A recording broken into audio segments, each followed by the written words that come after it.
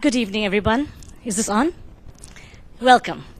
My name is Raka Ray. I'm chair of the Center for South Asia Studies at Berkeley, and with Ananya Roy, co-chair of the Berkeley India Initiative. It's my very great pleasure to introduce to you today Sudha Murthy, chairperson of Infosys Foundation. Mrs. Murthy is known simultaneously for her academic accomplishments and for her philanthropy. Her first rank in M.Tech Computer Science from the prestigious Indian Institute of Science in Bangalore was only one of the very many national recognitions Sudha Murthy has received for her academic work. And this medal that she received was in 1974, when not very many women ventured into engineering or computer science.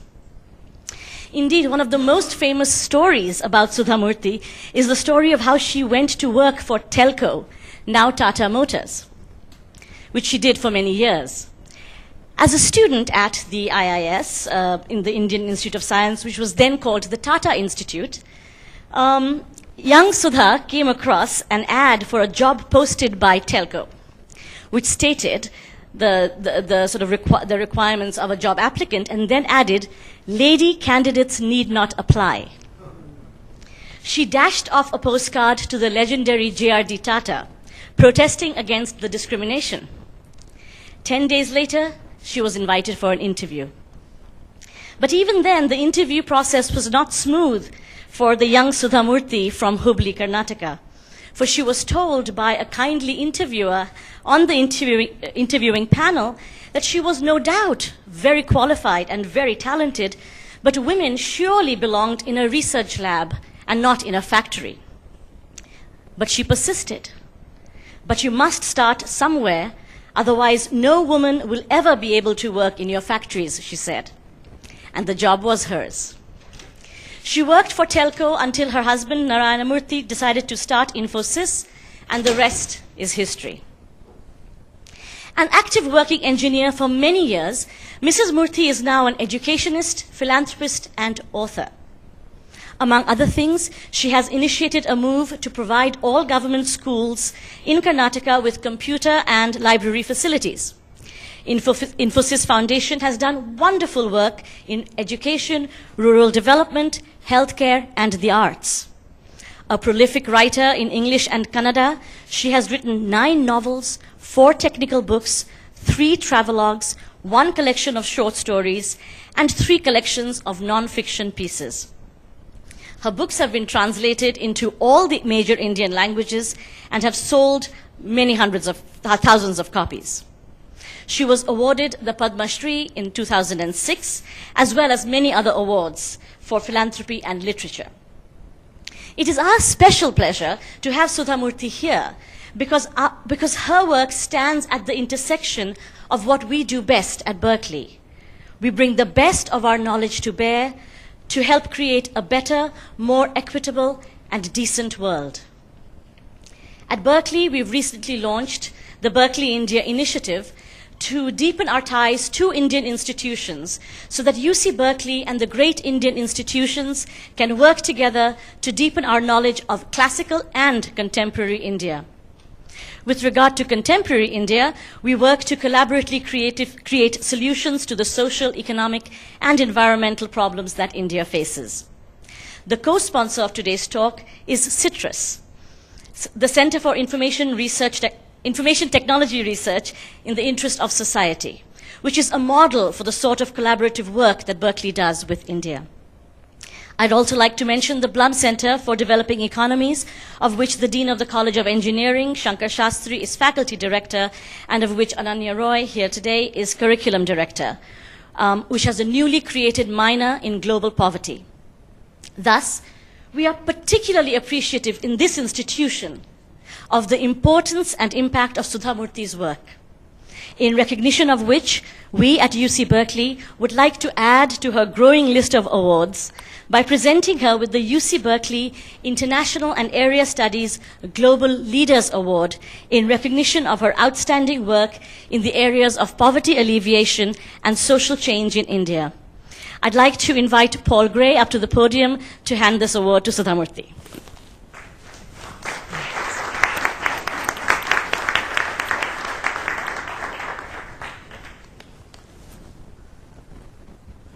Sudhamurthy. Congratulations. Thank you very much.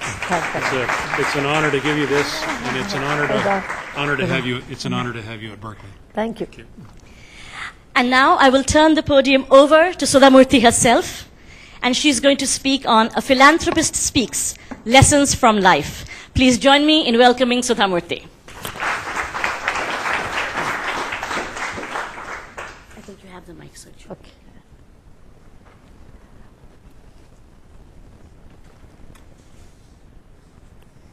Distinguished people, I did visit Berkeley maybe 29 years back. My brother was a student in Department of Astrophysics here, and Berkeley is one of the outstanding university. The testimony of that is he did his PhD from Berkeley, my brother, and straightway he went to Caltech and got tenure within a year and a half or something, 2 years. He said Berkeley was the best university. I have a great memory when he was here as a student. I used to come here and spend some time, particularly the library. I used to spend a lot of my time in the library. That time there was no internet. I'm talking 1978, 79 time. I also met Chitra Dinukarni, who was a student of English literature here, and later she became a very famous writer. I have great memories of this city, this Berkeley University. And later I was not able to make it. Only this is the occasion. Long time I'm coming. Thank you once again giving me this award. I really do not know whether I deserve it or not, because sometimes I feel what work I have done, really that distinguished work. Maybe anybody in my position would have done the same, because if you love your country, you do that work. That's as simple as that. I was telling Professor Ray that I hardly come out of my country because my work is only in my country. I don't work anywhere else. Not even in next neighbor Bangladesh or Sri Lanka. I don't even work. I work only in India. And that's true in 6 states, not more. And we have different problems every day. Like sometimes I say we save money so that we can do some other development work, but that year there will be a calamity. Like in the last 10 years, there are 8 calamities. Gujarat earthquake, there was tsunami, then there were riots in Gujarat, and then again floods in Orissa, drought in Karnataka and Maharashtra. So every year I think either we are in the floods or in the drought or some natural disaster. And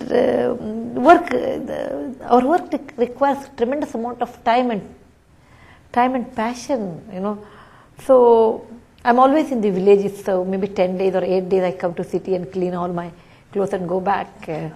Somebody asked me today when I was delivering a lecture at Stanford that your husband talks about corporate, how to make profit, and what is the GDP, but you talk in a different language. I said, my domain is so different, my customers are so different, my interaction with them is so different than the big city or the corporate world. Though we get money from corporate houses, okay, that's the main source of income. Actually, I'm not going to talk about what is philanthropy, why one should do, etc., or definition and all. I want to tell what I have learned from philanthropy and which has affected me personally in my real life. And that made me to write all my experiences in 3 non-fiction books, that is Wise and Otherwise. I say that I'm good in my work, otherwise I really do not know what's the outside world. And second one is The Old Man and His God, that I discovered my country only through poor people. Otherwise I did not know. I knew my country has so many states or different languages, different food patterns, all those things. But I really realized what India is only through my work, and that is through poor people. They taught me great lessons. That is The Old Man and His God. Third one is how I taught my grandmother to read. That is my personal thing. My grandmother was illiterate, and at the age of 62 she started learning, and that gave me a motivation in life that if you want to achieve anything in life, age is no bar, it's your mindset. Some of them I want to talk today, that what philanthropy taught me and which changed my mindset. I was a full-fledged professor in Bangalore University in computer science, and things were right on my side. My husband was doing very well in his business, and one day my daughter, that time she was 15 years old, She used to read for a blind child. She was a scriber. There was a blind boy, and she used to write on his behalf in the examination. She was a scriber. And she came and told me that that boy by the name of Anand Shah, he wants to join St. Stephen's College in Delhi. It is a very prestigious and expensive college. Being bright, he would have got seat, but being poor, it was difficult for him to maintain. I was very busy as head of the department in Bangalore. In the Indian universities, when you're head of the department, you do administration as well as academic both. So I was very busy in setting up the question paper, because that's a big thing in India, and number of students will not be like 20, 30, we have thousands of students, so you have to have the secrecy, and all those papers should be kept inside, etc. So I was so much worried about the examination, so I told my daughter, oh, you can sponsor or something, and she told me, where do I have money, because you don't give any pocket money. And you, whatever we want, you buy. You don't even give 10 rupee or a dollar in my hand, and how can I sponsor? And she told me, she made a remark. She was only 15, and she made a remark. Amma, that's the way how South Indians call their mother. Amma, she said, you are a well-read, well-traveled and educated lady. If you do not want to do any social work, then you don't have a right to talk about anybody about social work. What's your duty in life? What are you looking forward in life? Is it glory or glamour or money? What's that? What makes you to work? And she was upset and she went away, and I went to the university examination center with my books in my hand, because if somebody studies in India, they understand we have two examinations, one in October and another in April. What questions appear in October should not appear in April. That's what to take care. Okay? Otherwise you lose your post. So I was very busy in eliminating the questions of the October. I went to the Senate hall, I sat there, and my mind did not concentrate on question paper. I said, really speaking, what am I looking in life? It is not a daughter of 15 who has asked me. I questioned that one to myself. Everybody should question sometime in their life, what am I doing? For whom do I doing? And what is the ultimate aim in my life? Am I in the same direction or some other direction? When I questioned that, I went on thinking about my own life. I was 45 years old that time. I said, first 25 years I worked for the academic excellence of my own career. I should never get a second rank. I should be all at the top in the list. I never bothered about anything else. Next 20 years I worked for Infosys. It's the beginning, because it's a company started with $250 with absolutely no money, and 6 enthusiastic people started the company. And I was a programmer when there was no programmer. I was an accountant. I was a secretary. Call any job, I am there except a chairman post. Okay. So, and 2 small children, save every penny so that company should prosper. Always think the betterment of the company than your individual. That's 20 years I spent without going anywhere else.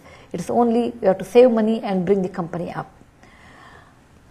And now company is doing fairly well. Children have grown up. And I don't require to excel in anything in academy but at the age of 45. I was not also in the academic line that time. So I was thinking, what is my aim in life? And I felt it. I felt sincerely that what I have done to my own country. I have made good money. I have a good name. I am a very well-read person. I travel a lot. That's all my personal thing. But what have I done to my country?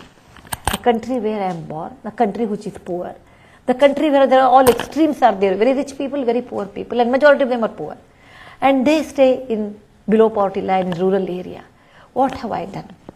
To be born in a rich family is not your desire, you are born there. Or to be well educated, in a good family where you get education, it is not that you work for it, but you get it because you are born. I was born in a family of professors. My father was a professor and a doctor. He helped, he was encouraged all the time that you should study well. I was not from a rich family, but extremely academic oriented family. But someone who has a better quality than me is born, after that unknown line of the poverty line. And that person, what is his or her fault? Why that person has to be born there and lose all the opportunity just because someone is poor? I went on thinking about that next 8 days. Then I decided, if God is kind to me and gives me good health, I will not work for Infosys. I will not work for my children. I will not work for myself. I will work only for the poorest of the poor in India. That's my mission. And that's the way I thought of philanthropy on my personal level. I said, I have to work because I have an obligation to my country, my society. And I'm not in any dilemma, or I'm not in that hypothetical assumption that I will eliminate poverty. No, I don't have, because there are many reasons why people are poor. There are many reasons why people do not want to get out of it. There are many reasons why it continues. In my lifetime, what I can do to reduce the suffering of at least some section of the society, I think that's enough for me. I don't want any reward or award or fame in that. Rewards and awards came accidentally with the work, but that was never my aim. My aim was that I must help people because it's my sheer duty, nothing else. It is nothing great. I'm doing anything extraordinary. It has to be done that way. I did not know a word how to start philanthropy, what to talk to when the clients come. Our clients are not intelligent. I mean, they are intelligent, but they are not rich people. They are poor. That's why they come to us. They come and sit in front of us.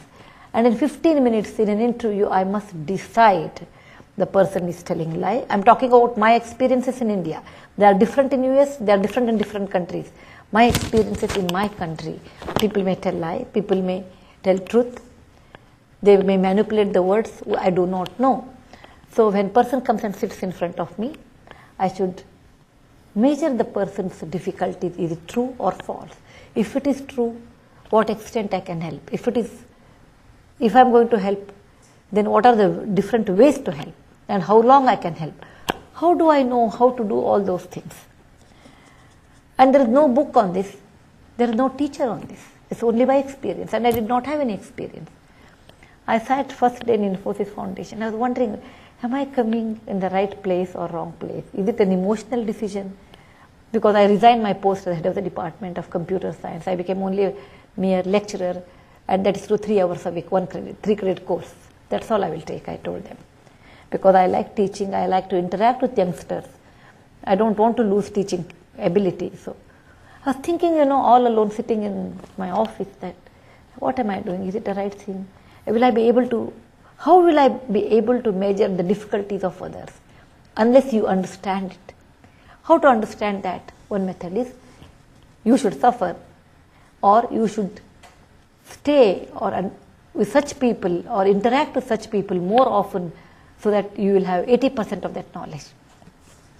That's how I started my touring in a leprosy colony, sex workers, street children, runaway children from home, orphanage, old age home, name a thing, everything. I said, I must understand their difficulties.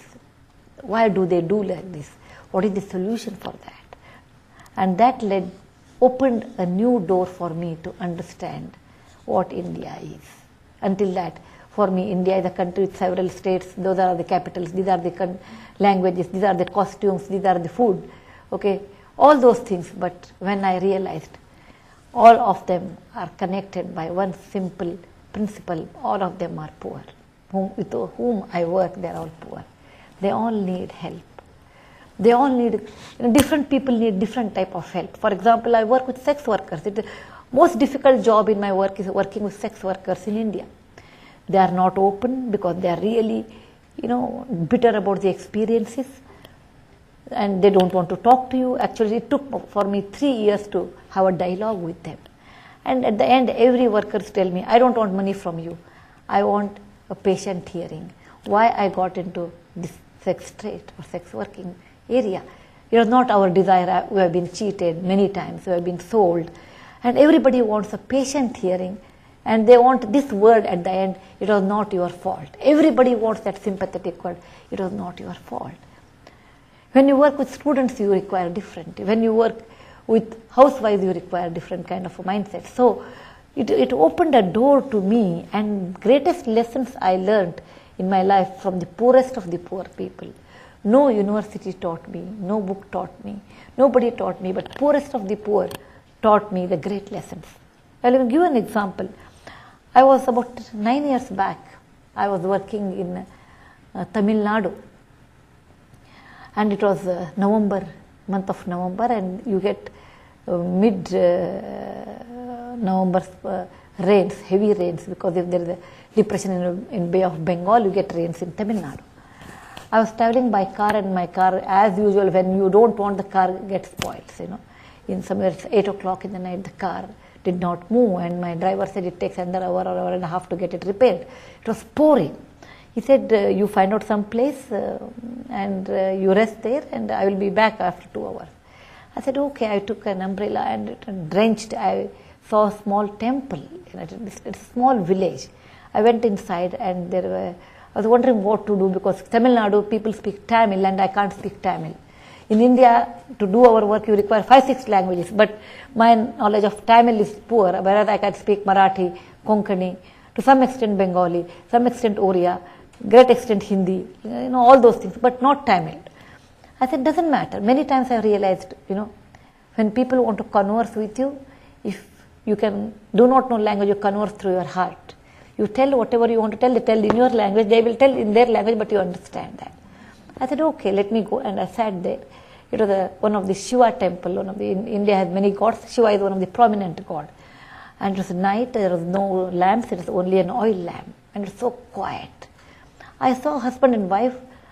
Husband was blind. He was almost 80 years, and his wife was there, and he said, can I do some puja? That's the way how we do worship our God. And I said, okay, you do. When he did that, I gave him 100 rupee bill, because I knew they were very poor. And he touched, because he was blind, he can't see. He said, oh, it's more than 10. I said, no, it doesn't matter. Keep it with you. Then I told him, anyway, 1.5 hours I have to spend being a teacher, being a lady, I speak, being a writer, I talk more. Okay, talk to the power of 3. So I said, okay, let me converse with him. So I asked him. Then he said he doesn't have any children. They are an old couple. They are in that village for a long time. And, he does the puja every day, and he gets some money from the villagers, and he's doing okay. I felt very bad. This man is 80 years old. Any disease can come to him. Who will support him? He doesn't have any children. So I told him, I will go back to Bangalore, and I didn't tell my name. Actually, it's good many times I should not tell my name, because people expectation also changes in India. So I said, I will go back and I will send you some money. You keep that money in the nationalized bank, and every month you get some interest, so that it will be useful to you in case you fall sick. He said, I don't know, child, I don't know who you are, but I want to tell you something. He said, in life, you should say somewhere enough. Draw a line saying that enough is enough, and I don't require your money. Actually, in my work, I hardly come across someone like that. People who come to me, if I give 500,000 rupees, they say, oh, it was such a small amount, she could have given 2 million. Somebody calls me for something else, at the end they will ask some other money, something else. I go to school or college inauguration, at the end there is always an appeal to me, Mrs. Murthy, will you do this project, or will you give this money? Sometimes you are able to give, sometimes you are not able to give, depending on the project. It's pure merit basis. When you don't give, people get upset, they don't even call you next time. Even though they meet, they won't even call. People who get also are very upset with me, because they ask something, they get only 10% of that. So either way, I have more enemies. Here is the old man who doesn't know who I am, and he tells me, I don't want any money from you. He says, I am old. If you give money, I'll keep it in the bank. Now all these days his villagers have fed me, because I do some puja, so they come and give me rice. We are living like this. Now the moment everybody comes when I kept the money in the bank, then there will be some thief who will be behind me. I'm blind, when I'm taking it here, he will harm. And the other people will feel, anyway this old man has money, why should we help him? Whole equilibrium will be lost. And child, I'm 80 years old. I really feel I don't require anything, because I'm contented in my heart. Any amount of money cannot be traded with money. Content cannot be traded with money. Somewhere in life, you have to draw a line. I don't need, and I have drawn that line. Don't disturb my equilibrium. I may not agree with all his principles, because if we are the line of content in a very young age, then I will not study at all. I'll be at home. I'm very contented. If I'm in my, if we have started as Infosys with the content, we would not have grown. But somewhere he said, that is true. Somewhere in life you have to draw a line and say goodbye. I learned the great lesson, and I said that's the greatest lesson in my life is I must draw a line somewhere to say I don't need these things. And I drew a line at that time. I said, okay, these are the things I don't require in my life, and I don't have regrets for that. A line or a content within yourself is the most important lesson one should learn. And without that, you are always behind unknown, what you call an unknown horse, which is always galloping, and you go behind that. You don't know where it takes you. I was working in Kalahandi, which is very famous for all the diseases in the world. You go there and it's difficult to come back because there's always galloping jaundice. They say 36 hours you die. Okay, it's very dangerous. So normally to reach Kalahandi, you have to go to Bhubaneswar. To reach Bhubaneswar, you have to take 2 flights before. And you get down there and take a train. And there is no express train. Even though there is an express train, every tribal person stops the train and gets in without ticket. Because it's a tribal area. And nobody can question anybody because everybody's language is different, everybody's life is different. Then you get down a place known as the Bhawanipatna, and then you take a jeep, 14 kilometers you have to road by jeep. And then there is a river, you have to cross the river, ferry the river actually, and then you have to walk 7 kilometers. Then you reach this Kalahandi. I mean, in the interior jungles of Kalahandi. Kalahandi starts after Bhawanipatna also, but interior where we used to work, you have to go deep inside. It takes all kinds of transport, a train, a ferry, jeep, and then you have to walk. I met an old man there. Someone said he's 102 years old. And in that entire tribal area, everybody's hair was jet black. And when they saw my hair, they asked me, what do you apply to your hair to become grey? 70 plus, everyone has jet black grey hair. I knew they can't afford to have a dyeing facility because they're really poor people. And they were surprised that I have something unusual silver color, so what I must have done. So I was talking to him. I felt very strange when I met a man of 102, good health and good memory. I said, let me ask him some questions. I said, who is ruling India? He said, East India Company. That means he's not even aware India is independent. Then I asked him, who is our Prime Minister? He says, Goriwali Rani. That means a fair-skinned queen. That is Queen Victoria. And his answers were so different than my imagination. And I felt I've never met anyone like that in my work, Someone who belongs to 100 years old back and your knowledge 200 years back. Then I showed him a currency, Indian currency, and I showed him and said, it's an important piece of paper. Because currency he won't understand. If you take this paper, you can trade. He said, what can I get with this paper? I told him, you can buy matchsticks. That is very difficult in the tribal area. You can buy clothes and all those things. He laughed at me. And he said, okay, you have quizzed me so many questions. Now I will ask you one simple question. I said, okay, I'm thinking of this man from Kalahandi, what he will ask me. Let me see. Sometimes you underestimate people, They are so smart. He said, what is not yours? If you take it, is it not a theft? I said, of course it is theft. When this is not mine, and if you take it, it is theft. He says, look at this beautiful area, Kalahandi, or the Orissa. If anyone is from Orissa, they understand it's a beautiful place. Nature is very kind there. You have so many riverlets, beautiful forest, thick forest. He says, rain comes on its own, doesn't ask your permission. River flows on its own, doesn't ask my permission. This land is created by God. The trees come on their own. You people from the city come here, cut the trees, trade this land for this piece of paper and give to somebody. When this land doesn't belong to you, how can you trade this land? It's not yours. Are you not a thief? And actually it struck me that in life, just because we trade, we think we know everything. But the man from Kalahandi told me, nature is a gift of the God and we are trading it for our own selfish motive. I said, I did not have any answer to tell him. I said, the great wisdoms come from such people who have seen enough in life. I can give you many experiences where I felt I really do not know in front of them. I was working in a leprosy colony in one of the remote area in Karnataka. And then I wanted to count how many women are there, that many, I wanted to give them something to wear or something, some help I wanted to give. I was counting and one person said, there's a lady inside the hut and her name is some lady, Gangamma or something. I said, no, unless I see the person, I can't list. Because by this time I learned, people tell lie. But let me check. Then I called her name in her dialect. She did not come. I said, okay, she didn't come. Let me go inside and meet her. I went inside. In a minute, I came outside. The reason was, it was a dark hut. There was no light. I mean, of course, the afternoon I went. There was a lady, and she was sitting like this. She did not have any clothes on her body. And she told me, Amma, you told me to come out and tell my name. I didn't come because I'm a lady. I can't come without clothes. I'm so poor, I don't have a piece of cloth with me to cover my body. I sat there, and that was in the early years of my foundation. I started crying. I said, what is the use of independence? Dollars, $1 billion, Bollywood music, we talk all those things.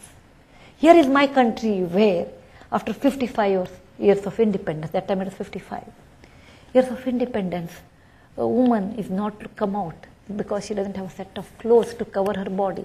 Not expensive clothes, an ordinary cloth to cover her body. What is my country? What it means to me? And I started crying there. And then, of course, I had my own bag in my sari I gave her. Something I did. That struck me so much. I said, if I say my country is progressing, in that case, in my country, everybody should get 2 square meals a day. In my country, children should study up to the 12th class. In my country, women should have a set of clothes, or 2 sets of clothes actually, one to wear and one to clean. And then only I call my country has progressed. Otherwise, I will not call my country has progressed. And such people give me inspiration in life to I should work, I must work for those people, not for any other award or reward. If they come, it's well and good. If they don't come, still it's okay. But I have to work for such people.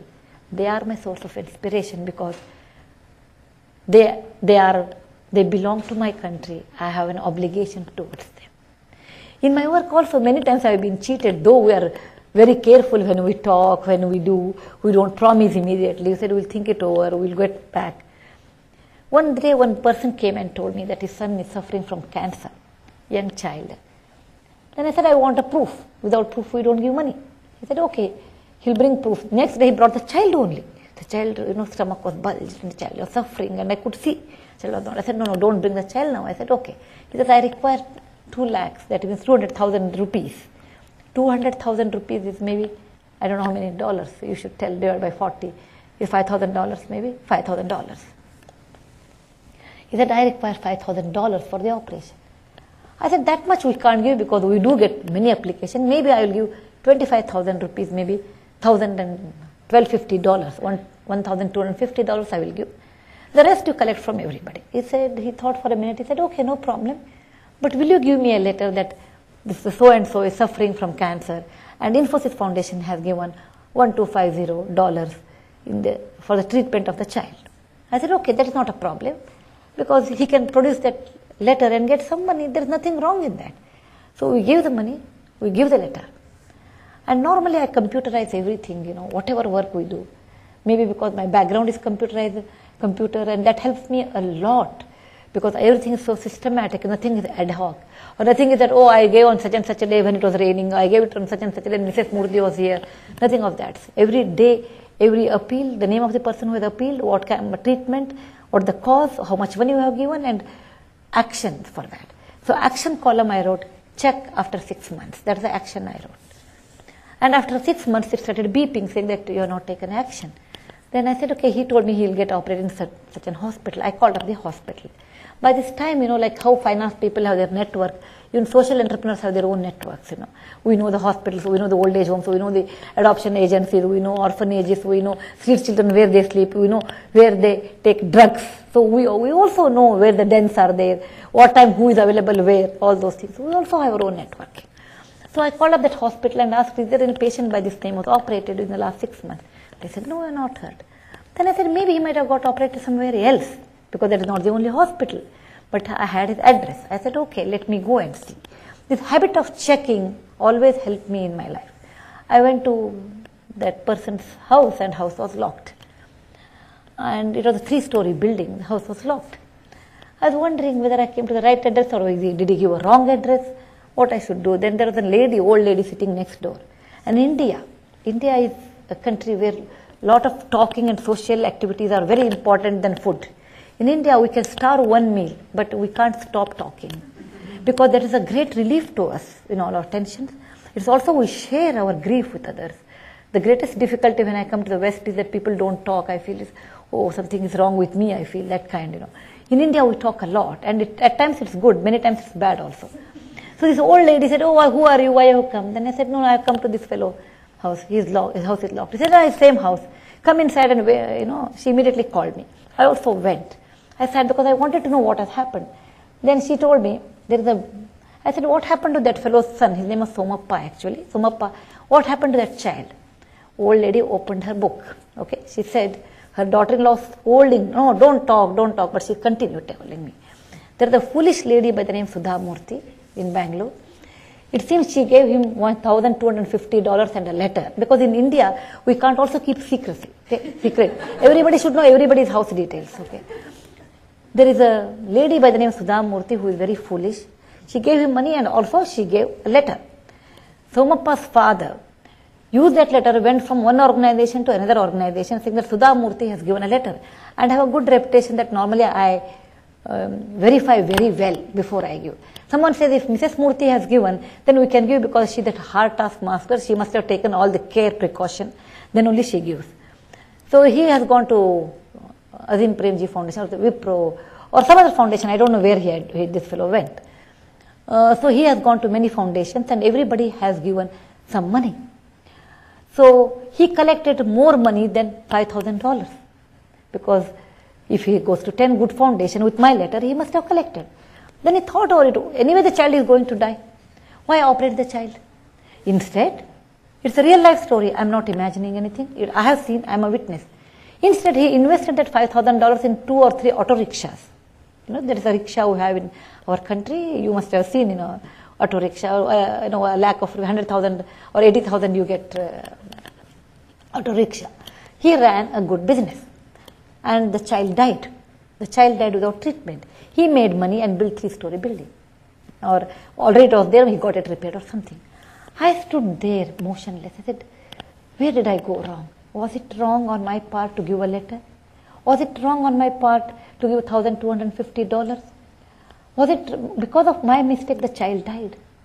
Where did I go wrong? I went on thinking about it, where did I go wrong? Then I felt it is not I went wrong. To be compassionate is the most essential thing in life. There's nothing wrong. Otherwise, if I don't have compassion, I can't do philanthropy. If I am a very calculative, hard-minded person, I cannot do philanthropy because in philanthropy you have to be compassionate. You should care for others. Giving a letter was a mistake. It was not. But the person took advantage of the situation. Being a father, he did not get treatment for his child because he felt it's not important.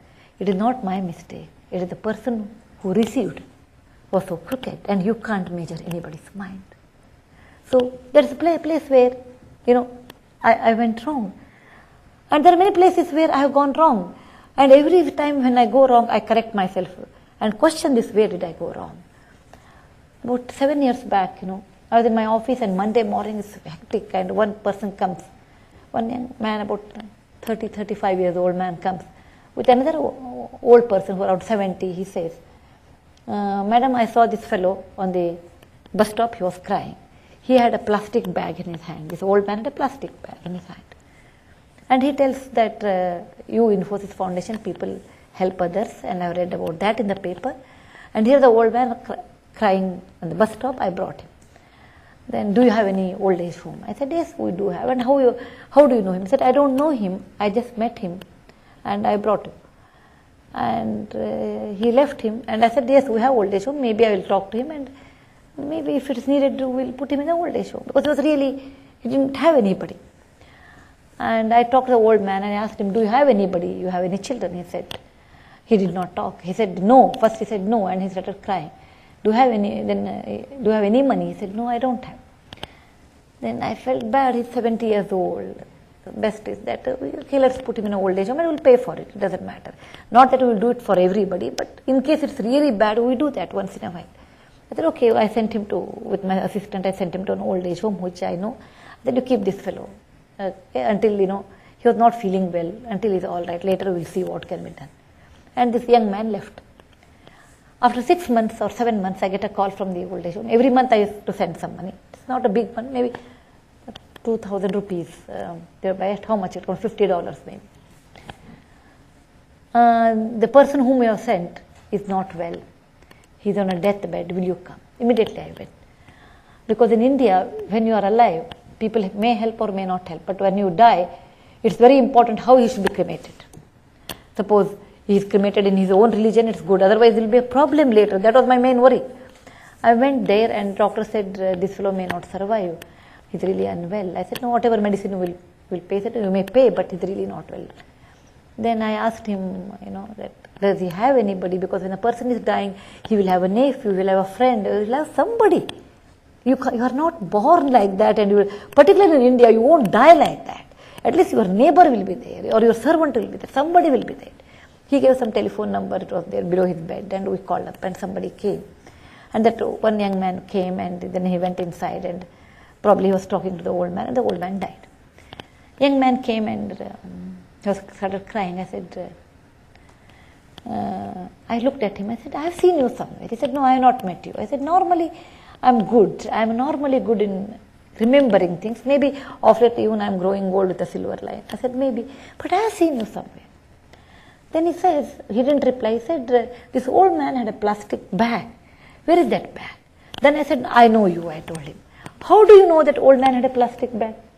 There's nothing, there is no information. How did you know? That means you know old man before when he came, because I knew that he had a plastic bag. I said, not only that, I won't even give that bag, but I will call police to know who are you, why did you come, why are you asking. You have to become tough also in philanthropy at times. Then he was scared. He said, I came to know that, then he told his story. This fellow who came was old man's son. And he never wanted to keep his father at home, because there was a fight between his wife and the father. Now the best way to palm off the father is through Infosys Foundation. Here is the lady who helps people. Just tell her a story, make a story at that moment. I don't know him. And he brought his father, and I put him in, at our expense, he was in the old age home. It doesn't matter what expense, $50 into 6 months or 7 months is $350, $400. It's not that. Look at the attitude. And now he comes because that old man had a passbook and which showed some amount of money. And look at that old man. He writes that nominee his son's name. He doesn't even write Infosys Foundation name because we have helped him. It's not that we want his money. We really don't want his money. I said, look at this man. His son doesn't pay his bills. Somebody else pays. When he's dying, he wants his son as a nominee. What a cruel world. I don't want that money. Then I told him, either you should have a culture when you say the man is old, we'll put him in an old age home, we'll pay for him. There's nothing wrong in that, because old age home, you also get old people of their companionship. It's a nice way of spending old age time. Or keep your father like an Indian tradition and look after him until he dies and take his money. You are worst of the both worlds, I told him. You want money and you don't want to keep your father.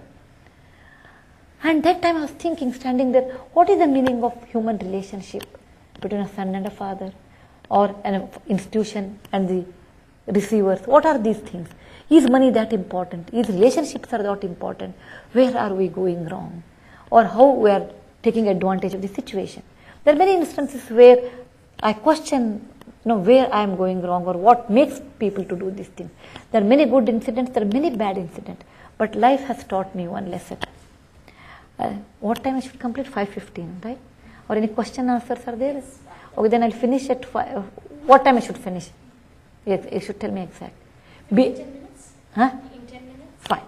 Being a teacher, in India, I don't know what's in Berkeley. In India, when we give our sermon or class, 45 minutes is the class. Until the next bell rings, then you have to stop your class, then you have to go out. So I'm so much used to, until the bell rings, I might continue. And I don't want to do that. I don't know, Berkeley, you have the bell or no bell? Okay, then I really will continue whole day, I think, morning to evening. No, in our college, we have bell. I'm sure if you're studying in India, you understand that the bell rings and children will run and we will also go. The class is over. They will look at that exit door, I will look at this exit door. So, there are many incidents also have brought me tremendous joy that no word can tell that. I cannot write, my pen fails, I can't type on the computer, my words fall short of it. tremendous joy, the joy which I never got when Infosys stock went up, or when I made money, or when I got all these awards. More than that, there was a child which ran away from home. And I normally travel by a second-class train in India because that's the best place to meet poor people.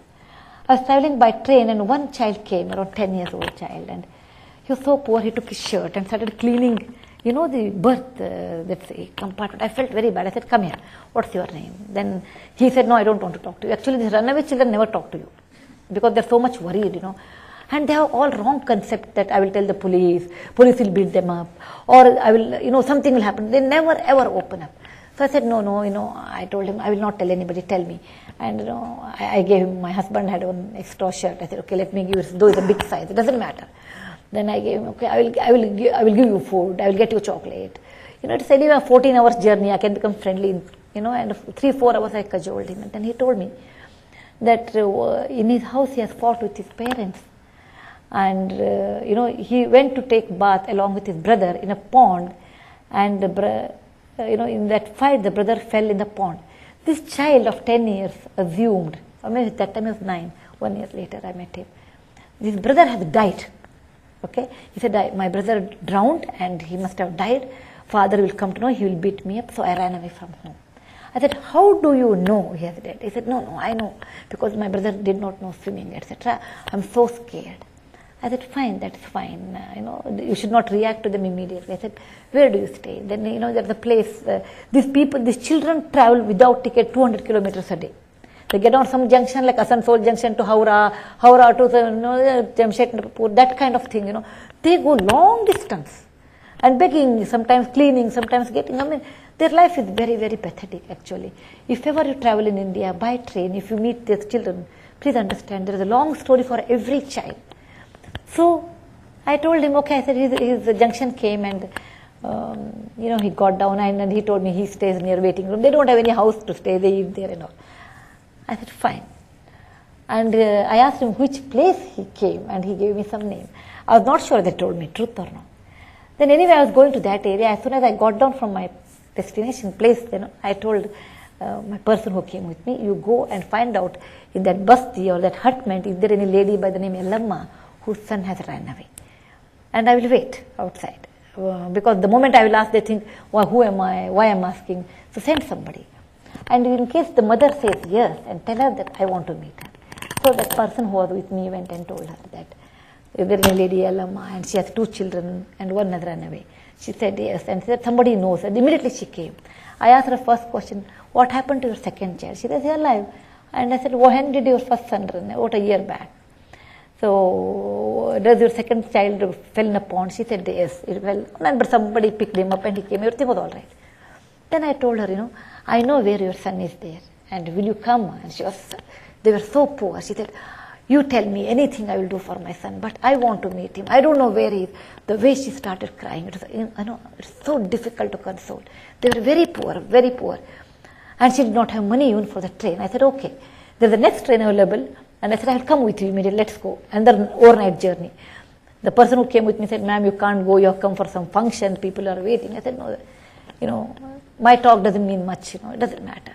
But it's a mother's agony, I cannot say. I said, if it is not an important thing, after all I have to talk to some students or something, tell them tomorrow night I will do it. Or tomorrow, normally my meetings are with the students or the poor people, and they understand. Poor people understand difficulties faster than other people. Said that she is really stuck somewhere, she will come tomorrow, but definitely. Immediately I took a train, I went with her, and this boy was there. And when the mother met boy, her child, I did not have a photo, camera actually. Even the camera would fail. The kind of happiness both of them showed. And she told me, I'm ever grateful to you. You brought this child. I said, no, I did not. It happened that way. And I continued with them, my friendship with them. And this child wanted to study. Later we helped. We helped this child, and today he is a software engineer somewhere. And what I'm telling you this story is that one small assumption that his brother is dead. The child was scared. Child ran away. Child came back. And a bright child. Around 1 year he spent on the railway platform cleaning the berths and, begging, and the child studied later and did very well. I can give numerous examples where children I have met in such an occasion and how their life has transformed. It is not me. There are many charity organizations, they are like that. They come across these people, help them. Once I know about 9 years back, I think, I was some village and I wanted to make a telephone call. We didn't have a cell phone in India at that time. So there was a telephone booth, thanks to Sam Pitroda, he made telephone booth on all highways. I went to a telephone booth to tell my mother, because when I travel, once in 3 days I have to call home and to tell I'm fine, don't worry, because I'm also, they think running away child, she won't come back only if she goes 8 days. So there's a rule that if I'm in a disaster, I have to call once a day. If I'm not in a disaster, at least once in 3 days I should call and tell I'm fine. Now there's a cell phone, I can call anywhere if the network is available. I went to call and there was a girl, around 16 years girl, 17 years girl, in torn clothes, and she opened the door and she started cleaning the telephone, etc. And as usual, you book a call, the call doesn't come, and the line will be cut. In India, there's all hassle, but hassle is also pleasure, because you can talk to people that time. So it is not efficient, but inefficiency also has its own advantage. So the line did not get connected to my mother, I was sitting there. Then I started talking to her. Her name was Pooja. When I talked to her, maybe Pooja may be listening if it's on a web somewhere else today. And if she listens, I'll be very happy actually. I said, Pooja, tell me about you. She said, I don't have parents. My both parents are dead. I have a grandmother and who does help her in some houses and gets hardly about 200, 300 rupees. And I said, what have you done? She said, I appeared for the 10th class. That's India's matriculation we call. And the results have come yesterday. Only I scored some 90%. And I said, you must study further. She says, but ma'am, this itself was so difficult. It's a free school. I did. It's a public school. How will you expect me to study further? My grandmother is old. I don't have anybody else in life.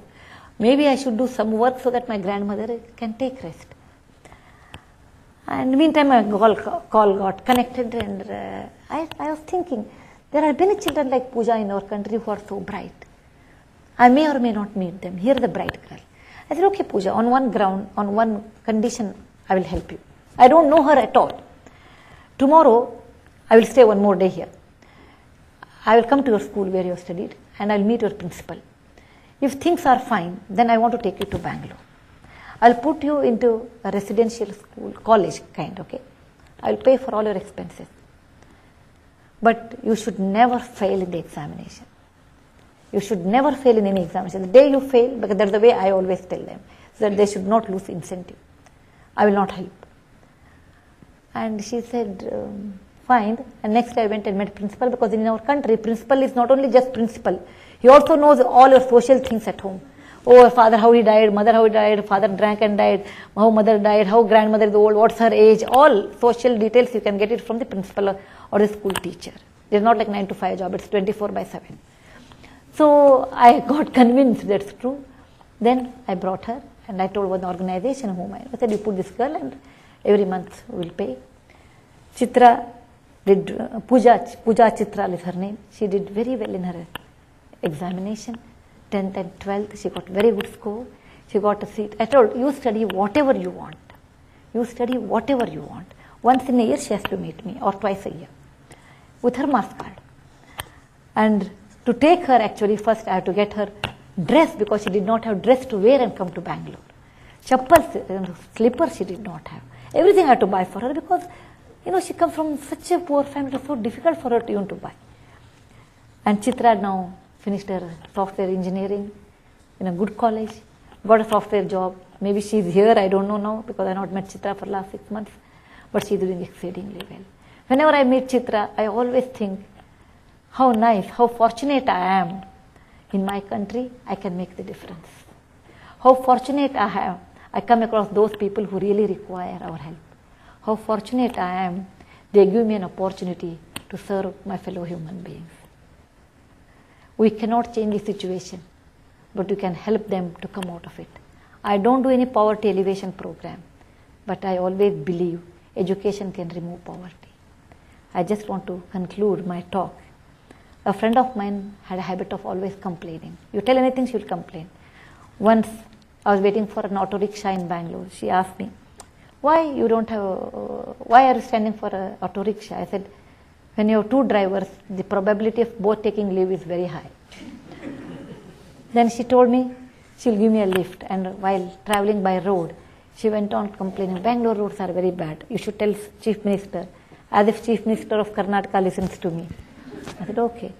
Then she told I said, how are your children? She said, oh, my son is in US, but his children cannot speak Kannada. Kannada is our mother tongue. They speak only in English. Then I said, he should not be in US, he should be in Karnataka. For that matter, people in Karnataka speak more English than most people. So then I asked, how is your hospital? She said, oh, hospital patients are troubling too much. She went on telling me many things. I said, if I stay with her for longer duration, I will also become negative, so let me get out. So I told her, hey, I want to tell you some story, because being a teacher, I always like to tell stories. I said, the Mother Earth is full of dust and mud. I have a dust allergy. So what I should do? Cover the earth with a leather or wear a pair of slippers? Which is better? She said, slippers is better. In life, you cannot change people. You cannot change others' attitude. If you want to be happy, you have to change your attitude. Then only you can be happy. You can always complain about India is illiterate, poor people, below the poverty line, etc. You can talk. You can also talk good things about gratitude, affection, sharing, talking. You can talk whichever you want. And I talk the best things which I have known. That my compassion is not important, but they have given me an opportunity to serve my own countrymen. She told me, who taught this lesson? Don't believe all these people who teach you. The person who taught this lesson, I want to meet that person, she told me, my friend. I said, I wish I could have taken you to that person who taught this lesson. Unfortunately, he is not alive. He was born in India 2,500 years back. Born as a prince, became a monk. And when he was born, we called him Siddhartha. When he became a monk, we called him Gautama Buddha. Thank you for patient hearing. Oh, yes.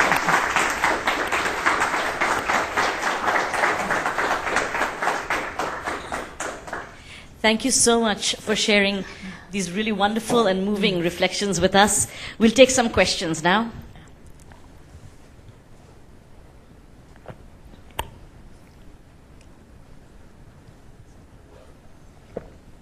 Veena.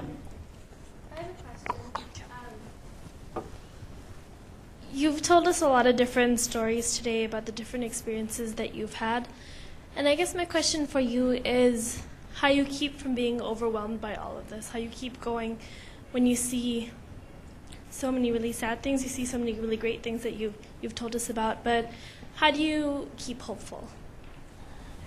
Initially, you find it hard, when you see any difficult situation, you feel like crying, you feel helpless, you get upset on people. When something nice happens, then you feel very nice. But you cool down over a period of time. Then it doesn't matter. Actually, you always look more objectively. Look, here is the situation, can I correct it in my own way? If it is possible, try to correct it.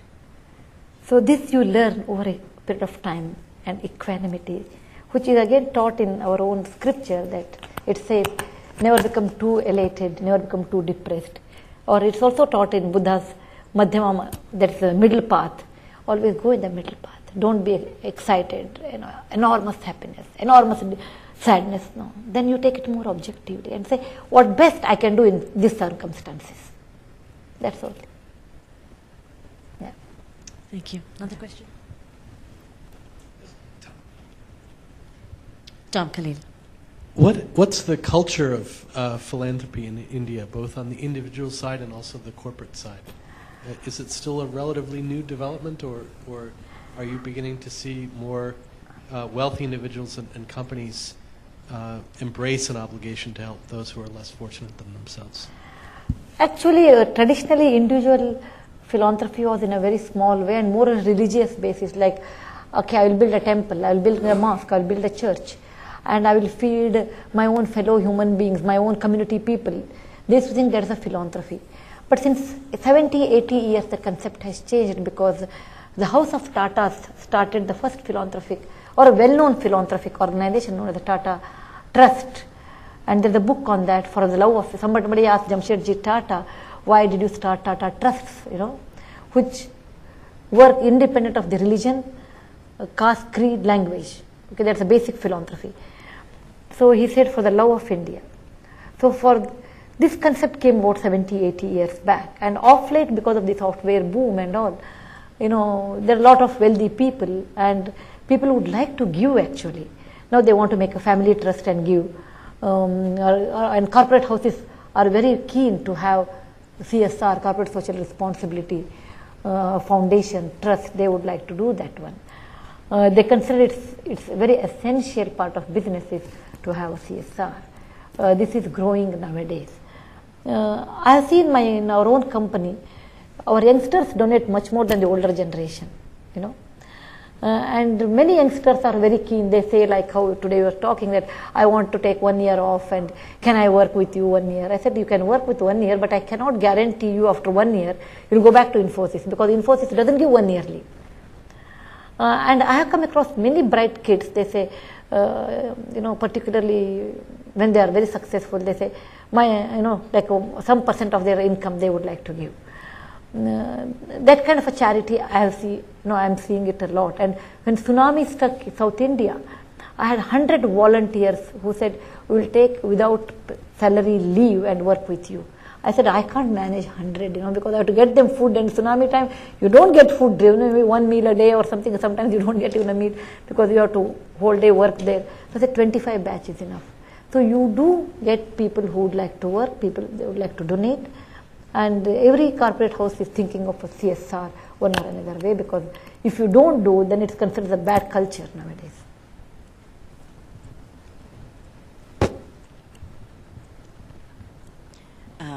Namaskara. It's really lovely to hear stories back home, because I'm from Karnataka, so you brought home back for me.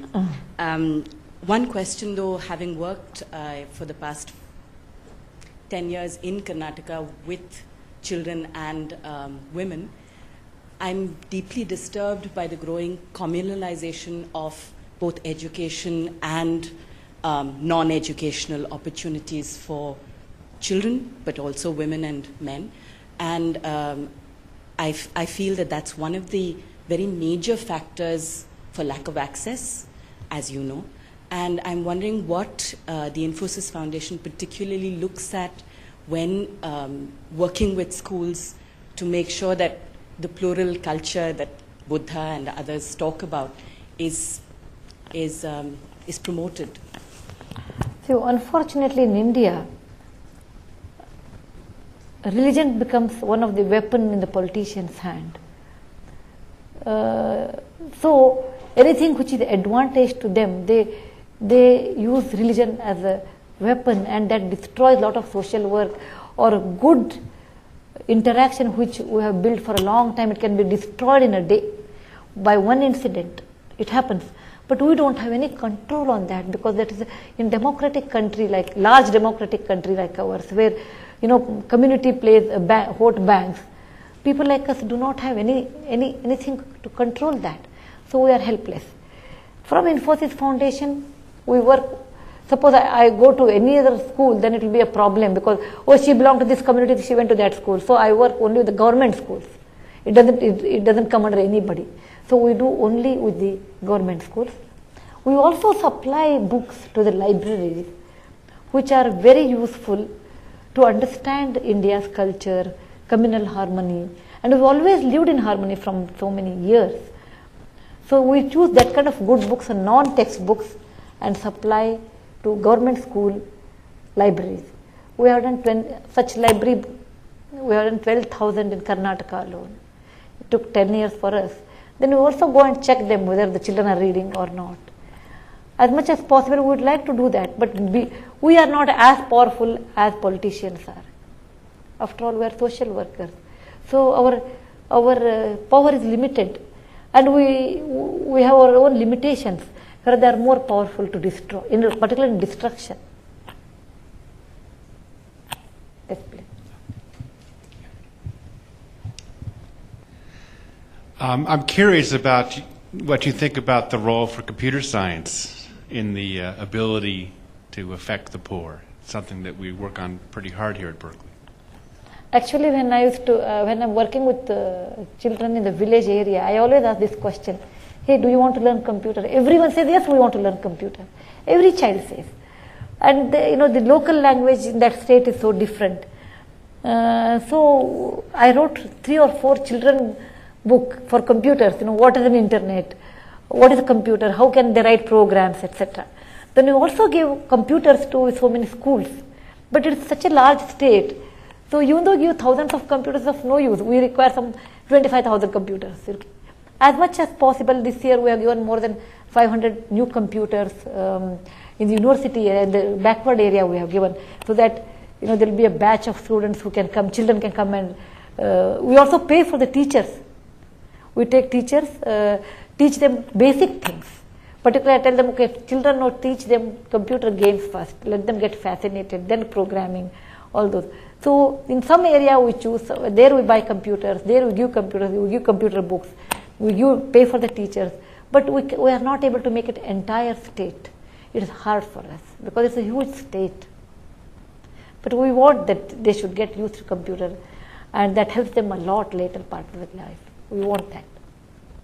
If I can just follow up on that, what do you think these children will use the computers for later? Normally what happens, these children are from the government schools.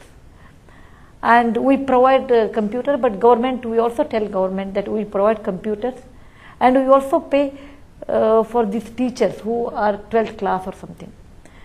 Government should not interfere. In the sense, government should not say tomorrow you have used our staff. You know how the bureaucracy in India, it is not that simple. Okay, somehow you should study, it is not there. No, they are very conscious about their powers.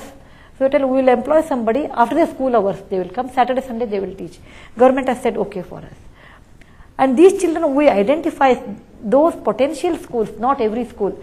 In a district level potential school where brighter children come and poorer brighter children come.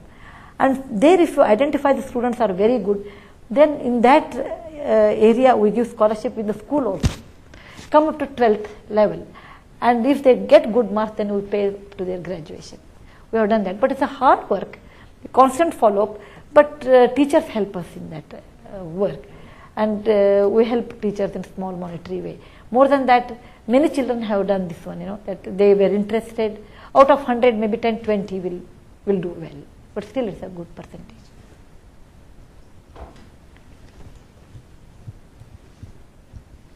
Good evening, ma'am. Having grown up idolizing you and Mr. Murthy, I think it's a privilege for me to be in the same room as you today. I work for a corporate foundation, and I really appreciate your feedback in terms of the whole value chain, in terms of the grant assessment process, the impact measurement process. You touched on it really well in terms of the individual impact assessment. How do you recommend corporations approach this for social impact assessment in a community or in a host government where we operate, typically in the extractive business? In India, I'm talking with respect to India, I can talk. See, when you give money, many people think that's the end of your philanthropy. Actually, many times it's the root cause of misery many times. So you should assess a project. That's the way we do. Assess a project first. Depending on the project, you should give money. For example, all scholarship programs, you give 80% money, not 100%. I said, I will put 80, let him get or let her get 20. There are exceptions are there. For example, sex workers' children, we give 100% money. Okay, rest of that 80% money. And in health project, every project has a different yardstick, how much money you should give. Health project, we don't encourage individual help. Rarely we do that, exceptional case. But normally we want to go for a larger extent. For example, Shankara Netralaya, there is a very famous eye hospital in Bangalore is coming up. 60% paid, 40% unpaid. So we said we are responsible for the 40% unpaid. We build that building, we do everything for that 40% unpaid. Or the equipment we buy for the unpaid people, so that many people are benefited. When you do philanthropy, your strategy, that is the way we have followed. Many people should be helped than a few individuals. Few individuals we don't do. Then we have the follow-up, regular follow-up. Any project you do, you will have we don't read report. They will send reports, but we don't read reports. Reports I can write anything. In our country, we can write anything. I said, I should go and see that. What may? No. In case they have done well, that's fine. If in case they have not done, why they have not done well? Where did they go wrong? Is it because of their laziness, or is it because they have not understood the problem? So always we require a constant follow-up, and then only we do the next grant. Any grant we divide into 3 to 4 parts. First phase we will give, go and check, come back, and then we have always a remark column, and depending on that we give the next grant. In any administration, actually in any work, out of 100%, 60 to 70% actually, or 50 to 60% is our administration follow-up, check, verification. About 20% is execution of the giving money, and that 20% is extra, depending on the circumstance, which we don't know that way. No, I think my question has already been answered. Okay, thank you. Yeah, it was all about, from what you had said, there was one side of a hard taskmaster and the other side of compassion. You have to have both. Yeah. If you are always compassionate, people will take you on a ride, They will tell me 100 stories. If you are always hard, then you can't make it. Okay? We tell in our Sanskrit literature, it says you should be like a diamond, very strong. Vajradapi kathorani. You should be as hard as a diamond at times. Mruduni kusumadapi. You should be as soft as a flower is. And you have to learn these both qualities, when you do philanthropy. You should be compassionate, but also hard taskmaster. Shen. What's been your experience, positive and negative, of the role that the government has played in your kind of works? We don't work with government at all, so no role. We avoid to work. Sometimes we work, but we don't bother much about them. In the sense, we have built government hospitals. Okay? We have done, but we prefer to work with the poorest of the poor directly, without any agency, with our own employees or volunteers. Or sometimes we have teachers non-profit organization. We have formed teachers non-profit organization. We help them through them. But by and large, we don't do, because there will be a lot of hurdles there, and misinterpretation. Then the moment they know we are doing well, the person who is in charge of the government will be transferred immediately. All those hassles. I said, why have? Without that also we have done all these years.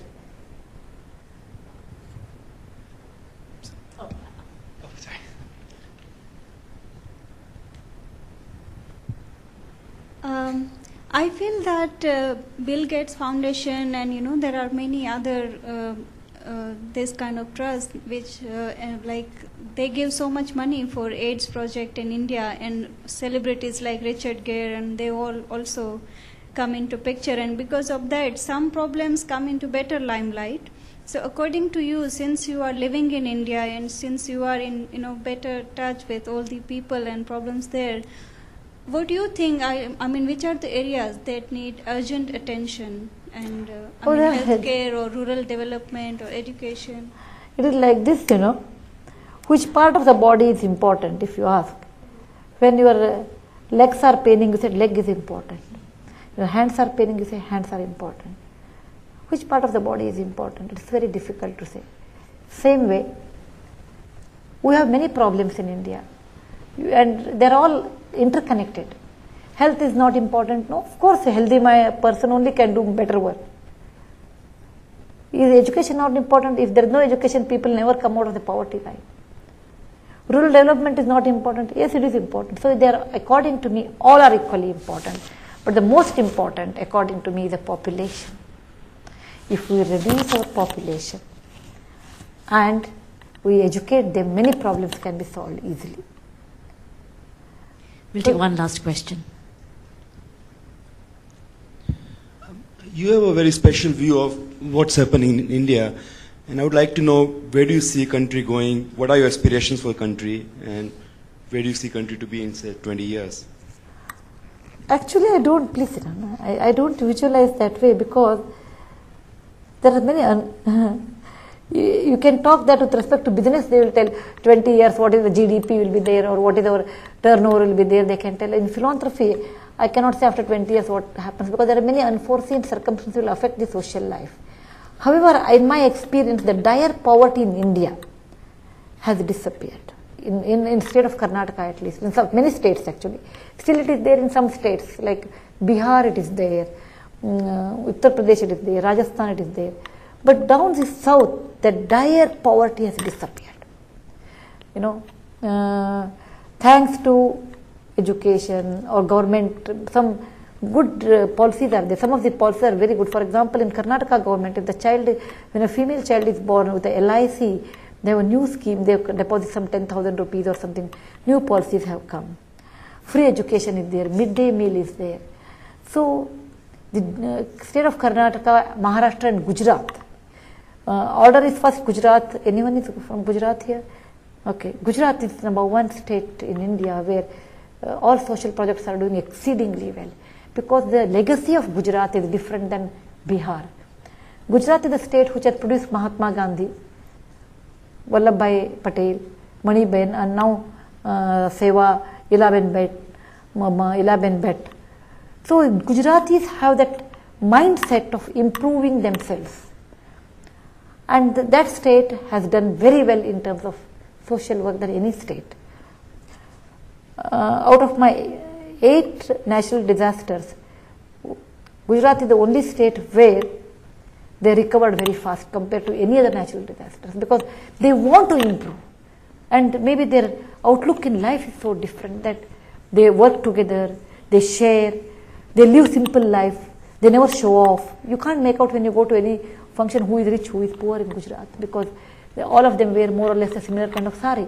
You go down south and you go to Bihar, you can make out who is rich, who is poor immediately. Their language, their, the way their weddings are conducted.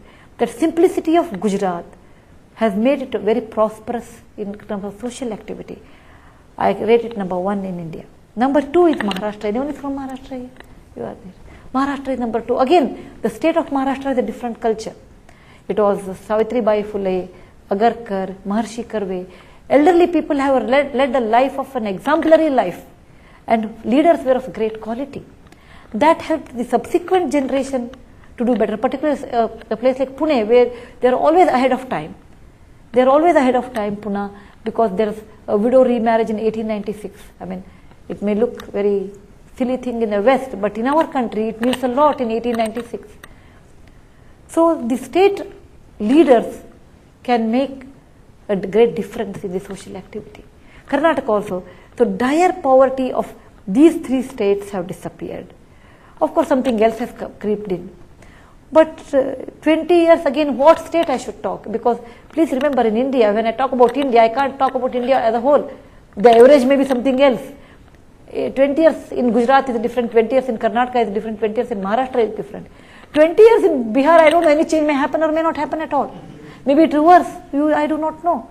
Gujarat, Bihar, Rajasthan, Bimaru they call, Madhya Pradesh is still better. Madhya Pradesh is still better. So I cannot generalize for all states in India, but I can tell some states can do very well. Gujarat will definitely do well.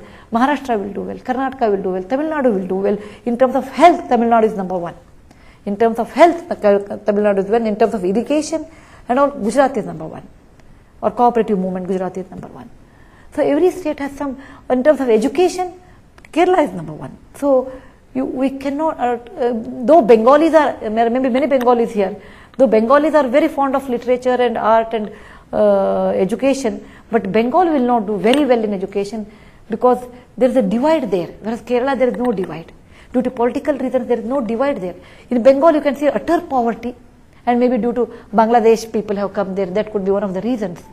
But Kerala and Bengal, I can always compare in terms of the women empowerment because women are very strong in those states, Bengal and Kerala. Thanks to my work, I could read people if they are from that state, what are the characteristics by and large. But in terms of education, both are not equal. Kerala is better. So it goes by state, I can tell you, but not all over India. I will not be able to tell. And philanthropy has taught me a great lesson. What you do not know, tell I do not know. You don't have to say I know everything. And on that note, thank you once again for the privilege of hearing you talk.